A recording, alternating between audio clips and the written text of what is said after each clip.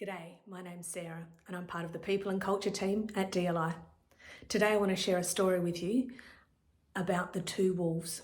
So the two wolves is this story about an American Indian who speaks to his grandson and he says, "Grandson, there are two wolves inside all of us. One of them feels frustration and anger and cynicism and sarcasm and vents his frustration and disappointment. And the other wolf is full of compassion and empathy and listening and kindness and seeks to understand. And both of them quarrel amongst each other and fight to the death. And the grandson becomes curious and he says, "So which wolf wins?" And the grandfather says, "Whichever wolf you feed." So the reason that I raised this story today is because at the moment we are feeling a lot of uncertainty and a lot of change. Even yesterday's weather in the middle of January was a big surprise that we have that kind of rainfall and that kind of change, as well as all of the things that are happening within directions in relation to our health, what PPE we need to wear, and also the direction that our organisation is heading as well.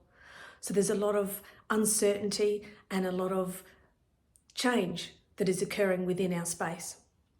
So sometimes when we look at that, we feel a little bit out of control and it's very difficult to understand what direction we need to head. It's very easy to embed ourselves into that negativity and cynicism and actually feed that wolf inside of us. And in fact, some of us even have friends that we turn to have that vent or frustration. And sometimes that's okay in the right context, but we need to regulate our emotions and see where that leads.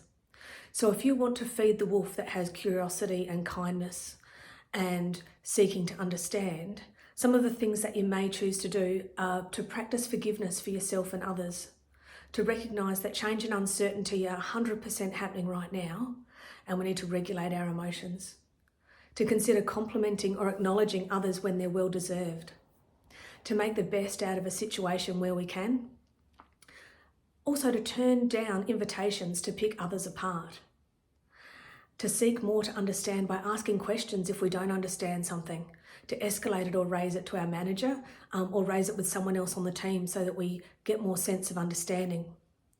And also to notice when we're not feeling at our 100% self and when it's easy to dive into that negativity and cynicism and maybe pick ourselves back up and seek help to be able to help us to regulate our emotions even more. Often people talk about glass is half full or glass is half empty. However, I think sometimes people are missing the point. The glass is refillable. So when you're feeling that your glass is a little bit empty or your glass is less than full, perhaps have that opportunity to do a little bit of self-care or to care for others, to consider how you need to support yourself to be your best self for the day.